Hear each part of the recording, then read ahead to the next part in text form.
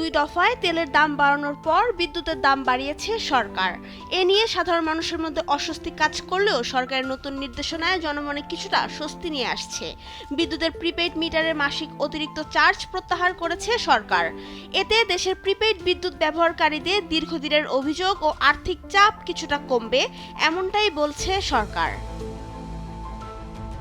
BNP তাদের media সেলের Facebook page থেকে বিষয়টি নিশ্চিত করে এক পোস্টে জানায়, বিএনপি সরকারের 100 দিন উপলক্ষে জনদুর্ভোগ লাঘবে প্রিপেইড বিদ্যুৎ মিটারের অতিরিক্ত মাসিক চার্জ প্রত্যাহার করে সাধারণ মানুষের আর্থিক স্বস্তি নিশ্চিত করা হয়েছে।